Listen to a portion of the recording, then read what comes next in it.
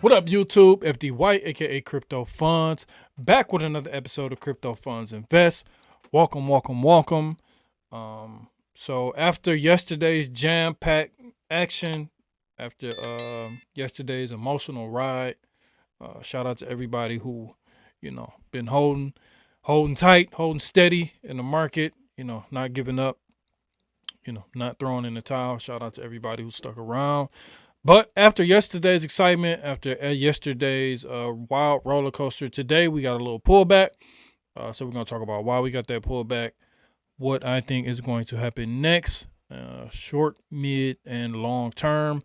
And then, we'll talk about a few macro things, and then we'll get up out of here. So like I said, welcome, welcome, welcome. Make sure you follow, make sure you like, make sure you subscribe. Follow me on X, Twitter, at King Crypto Funds. FD White with the blue check mark. That's me. Make sure you go over there and follow me over on X. Like I said, like and subscribe, and let's jump right into what I'm talking about today. So, what happened today was we got this from Watcher Guru. Let's actually make this a little bit bigger. Just in, BlackRock's iShares Bitcoin Trust has been removed from the DCC, the Depository Trust and Clearing Corporation. So I'm not too privy of what that is. So, we got Google and we got ChatGPT. So I Googled it. It says the Depository Trust and Clearing Corporation is an American post-trade financial services company providing clearing and settlement services to the financial markets. It performs the exchange of securities on behalf of buyers and sellers and functions as central securities depository by providing central custody of the securities. So I guess they hold it, they hold the Bitcoin or whatnot. They hold it and then they take it from the seller to the buyer and the buyer, the buyer to the seller. Or I still got to do a little bit more information, but Twitter tells you everything. Let's actually look at some of the comments from this. Okay, they're saying now it's back 38 minutes ago. We're back. It's over. We're back. It's over. We're back. Says BlackRock is pissed. The retail is front running them. This doesn't change the fact that the ETF is on the horizon. Now it's saying it's reappeared. So it's so obvious it's market manipulation. So right now, I don't know what's going on with this. Do I still think the ETF is coming soon? Yes, I do. Is it gonna come today? Is it gonna come tomorrow? Is it gonna come next week, next month, next year?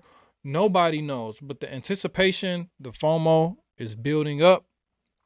And once it gets approved, like I keep saying, I think they'll all just start getting approved back to back to back to back. And that's, who knows what the price is going to be. We're up like almost 10, we were up almost 9, 10K yesterday, and it hasn't even, been approved. So when it does get approved and more start getting approved, like I think it's over 5 ETFs that have submitted applications.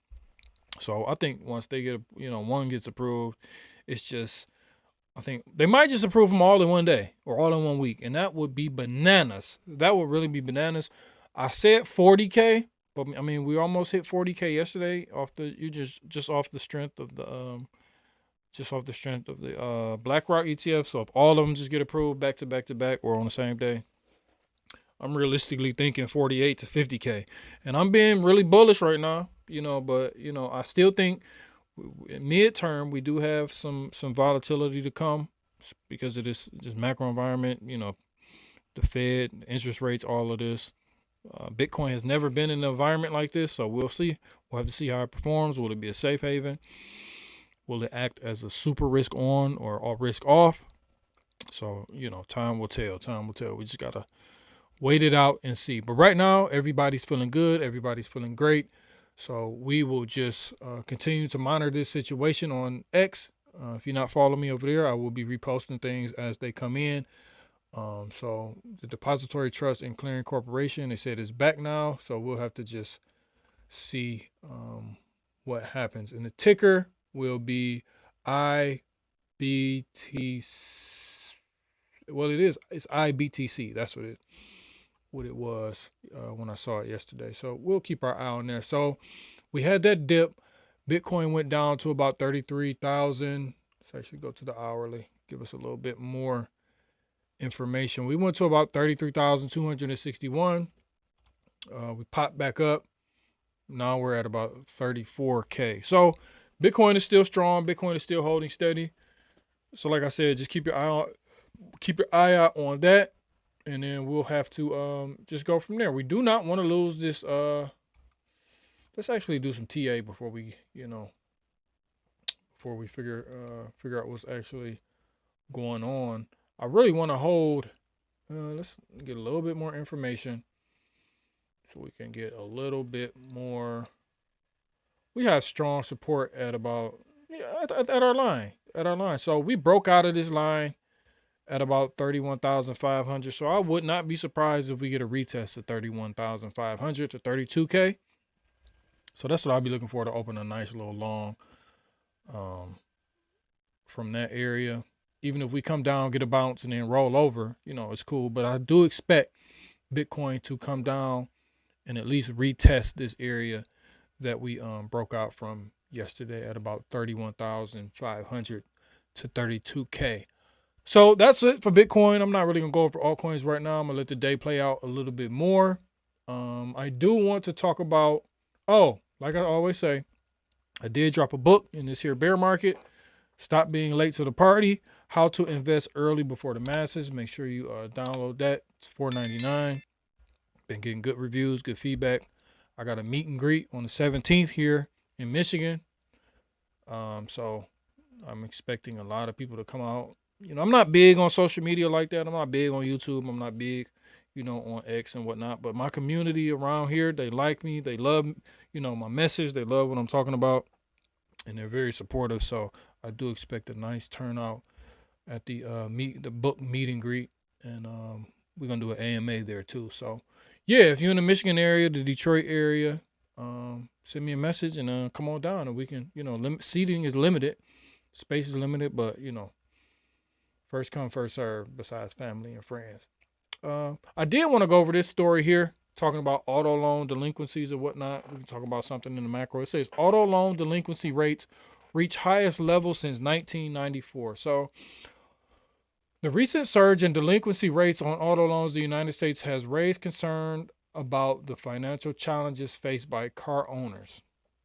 While interest rate hikes and rising inflation, many Americans find it increasingly difficult to afford their monthly car payments. And why? Well, we'll talk about that in 1 second. The percentage of subprime auto borrowers, I guess bad credit, are at least 60 days past due on loans. It reached 6.11% in September, the highest since 1994. So I did buy a car during the pandemic. They didn't even ask for like check stubs. They didn't ask for like proof of work verification. They didn't ask for nothing. They were just giving out cars. People had all this, money to spend. People were just spending money. People were getting high car notes, no money down on $60,000, $70,000, $80,000 cars, and now it's coming back to bite you in the what. So like I said, inflation is still high. Things are still high. So I don't know where these inflation numbers they're coming up with. I mean, it might be down somewhat, but that doesn't mean the prices go down. It just means that they go up slower, at a slower rate. So who knows what's going to happen within these past 6 months. I do think a recession is coming. A lot of us were a little bit early, even though we might be in a recession. I don't know, a lot of people saying we're already in a recession, but I don't think you can really be in a real recession until unemployment ticks up tremendously. And then, and the stock market goes down. So those are my two things. That's my 2 cents about a recession. So we'll just have to see. I am still kind of new in this space, new into the economics world. So I'm learning on the fly. I know a lot more than most, but I'm still learning on the fly, just like, everybody else, seeing new things, seeing new data, seeing new terrains to tread, because a lot of economists who've been economists for years are saying that they never see anything like this. So who am I to, come and make judgments and make predictions and make calls? I'm just gonna figure it out as I go along, preserve capital, and do what's best for me with the information and data given to me. So yeah, like I said, man, that's it, man. Make sure you like, make sure you subscribe, make sure you hit all bell notifications to know when I drop a new video. I appreciate everybody who's been watching, who's been supporting, all my friends, all my family. I don't have subscribers, I don't have fans, I have friends. You know, yeah, that's what I'm gonna say. Yeah, so that's what I want to say. Everybody who's a subscriber is a friend to me, so I appreciate you. And I will see you in the next video, which will be a little bit later. We can chop it up a little bit more then. Peace.